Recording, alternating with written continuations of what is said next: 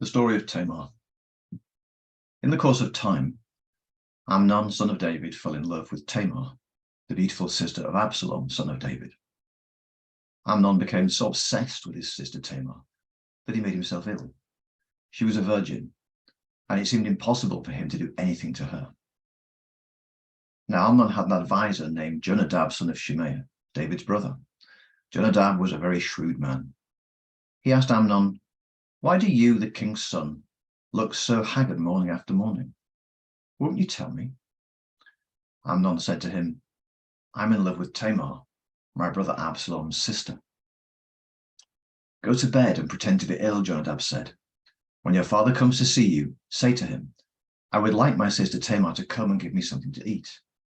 Let her prepare the food in my sight, so that I may watch her and then eat it from her hand.'" So Amnon lay down and pretended to be ill. When the king came to see him, Amnon said to him, "I would like my sister Tamar to come and make some special bread in my sight, so that I may eat from her hand." So David sent word to Tamar at the palace, "Go to the house of your brother Amnon and prepare some food for him." So Tamar went to the house of her brother Amnon, who was lying down. She took some dough, kneaded it, made the bread in his sight, and baked it. Then she took the pan and served him the bread, but he refused to eat. "Send everyone out of here," Amnon said. So everyone left him.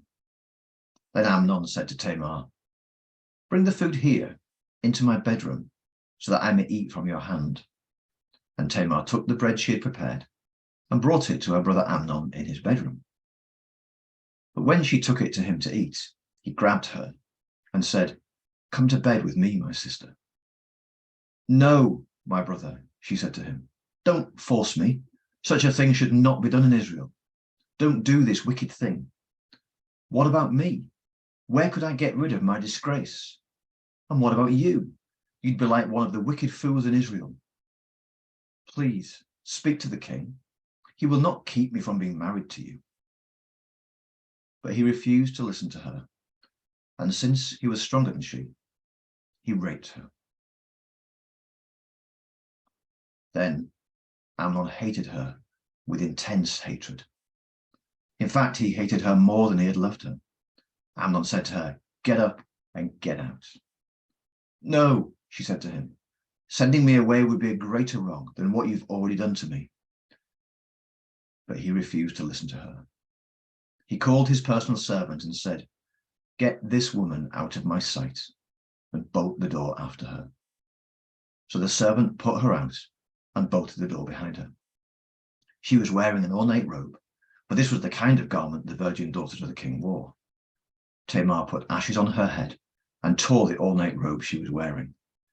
She put her hands on her head and went away, weeping aloud as she went. Her brother Absalom said to her, "Has that Amnon, your brother, been with you? Be quiet for now, my sister. He's your brother. Don't take this thing to heart." And Tamar lived in her brother Absalom's house, a desolate woman. When King David heard all this, he was furious. And Absalom never said a word to Amnon, either good or bad.